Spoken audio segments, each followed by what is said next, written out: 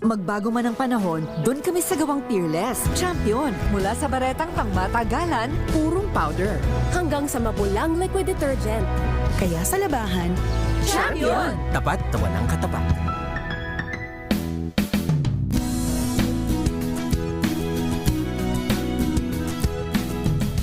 Magbago man ang panahon, doon kami sa gawang Peerless. Champion! Mula sa baretang pangmatagalan, purong powder. Hanggang sa mapulang liquid detergent.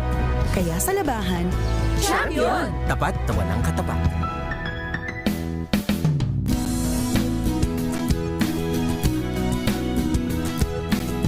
Magbago man ang panahon, doon kami sa gawang Peerless. Champion! Mula sa baretang pangmatagalan, purong powder. Hanggang sa mapulang liquid detergent. kaya sa labahan, Champion! Tapat na walang katapat. Ka-Blue! Charm Fat Con, bangong gumagabloom. Charm Fat Con, damit ay may bangon ng salibong bulaklak. Charm Fabric Conditioner. With Stay Fresh Technology. Damit ay ka-Blue sa bango. Charm Fat Con, bangong gumagabloom. Charm Fat Con, damit ay may bangon ng salibong bulaklak. Charm Fabric Conditioner. Bangong ka-Blue. ACS.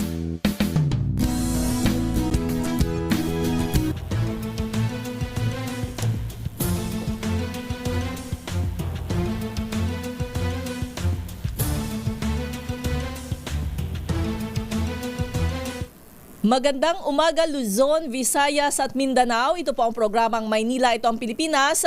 At ako po si Leth Narciso. Tuloy-tuloy sa pagbabalita, tuloy-tuloy sa serbisyo, sama-sama tayo Pilipino. Maynila! Maynila! Ito ang Pilipinas! Sa ulo ng ating mga balita, Pangulong Bongbong Marcos kaisa sa pagdiriwang ng Pasko ng muling pagkabuhay. Maynila! Maynila! Ito ang Pilipinas! Libo-libong pasahero inaasahang magsisibalikan sa Metro Manila ngayong araw. Maynila! Maynila! Ito ang Pilipinas! 21 patay sa pagkalunod ngayong Semana Santa ayon sa Philippine National Police. Maynila! Maynila! Ito ang Pilipinas! Pag-asa nagbabala sa danger level ng init sa 8 lugar. Maynila! Maynila! Ito ang Pilipinas! Kaso ng pertussis sa mga ospital tumaas ayon sa PIHAP. Maynila! Maynila! Ito ang Pilipinas! Dagdag bawa sa presyo ng mga produktong petrolyo asahan sa Martes. Maynila! Maynila! Ito ang Pilipinas! At ngayon sa detalye ng ating mga balita, ipinaalala ni Pangulong Bongbong Marcos sa mga Kristiyano ang kahalagahan ng pananampalataya, debosyon at sakripisyo ngayong Pasko ng muling pagkabuhay. Ayon kay Pangulong Marcos, may bunga ito hindi lamang sa lupa kundi sa mga susunod na pagkakataon. Sa kanyang Easter message, hinimok ni PBBM ang mga Pilipino na alalahanin ang ginawang pagligtas ni Hesukristo sa sangkatauhan. Hinikayat din ng presidente ang publiko na gawing inspirasyon si Jesus sa mga hamon ng buhay. Maynila! Maynila! Ito ang Pilipinas! Higit 60,000 pasahero na ang tinatayang pauwi mula sa mga pantalan nitong Semana Santa. Sa monitoring ng Philippine Coast Guard, umabot sa 62,677 ang outbound passengers sa buong bansa kahapon, Sabado de Gloria. Sumampa naman sa higit 45,000 ang inbound passengers na naitala ng PCG sa iba't ibang pantalan sa bansa buong Black Saturday. Nag-inspeksyon ang higit 3,800 tauhan ng PCG sa higit 500 mga barko at higit 1,500 motor bangka. Maynila! Maynila!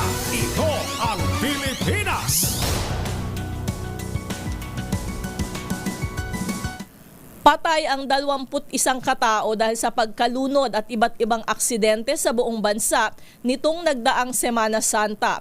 Ayon sa Philippine National Police, 19 sa mga nasawi ay dahil sa drowning incidents o pagkalunod mula March 25 hanggang 30, habang 2 naman ang namatay sa vehicular accident.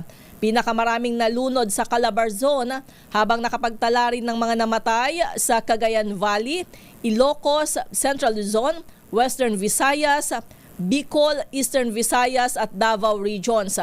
Nagpakalat ng higit 52,000 pulis ang PNP nitong Holy Week na mananatili hanggang bukas, April 1. Maynila, ito ang Pilipinas. Posibleng pumalo sa danger level ang heat index o init na mararamdaman ng publiko sa 8 lugar sa bansa ngayong Easter Sunday. Batay sa forecast ng Pag-asa, tinayang 42 hanggang 44 degrees Celsius ang aabuti ng heat index sa Metro Manila, Calapan sa Oriental Mindoro, Puerto Princesa at Aborlan sa Palawan, Rojas City at Mambusaw sa Capiz at Iloilo City at Dubanga sa Iloilo Province. Nitong Biyernes, umabot sa 47 degrees ang heat index sa Apari, habang 48 degrees naman ang init na naranasan sa Rojas City. Babala ng mga eksperto, posible ang heat cramps at heat exhaustion sa mga nabanggit na init ng panahon. Maynila, ito ang Pilipinas. Bahagyang dumami ang mga naospital dahil sa pertussis, pero hindi pa umano ito matatawag na surge ng kaso. Ayon kay Dr. Jose Rene De Grano, Pangulo ng Private Hospitals Association of the Philippines, kumukuha lang ng antibiotic ang mga nagpapagamot na pasyente. Bukod kasi sa malalang kaso ang nagpapa-admit sa pagamutan, sinabi ni De Grano na namamahalan ang mga pasyente sa pagpapa-ospital. Sa datos ng Department of Health, 28 na bagong kaso ng whooping cough ang naitala nitong March 10 hanggang 16, nagdala sa kabuang kaso na 568 mula Enero. Maynila, ito ang Pilipinas. Asahan ang taas-baba sa presyo ng mga produktong petrolyo ngayong linggo. Sasalubungin ng rollback ang mga gumagamit ng diesel na makatitipid ng 55 hanggang 75 centavos sa bawat litro. Batay naman sa ibang oil industry source, maaaring magmahal ng 30 hanggang 50 sentimo ang kada litro ng gasolina.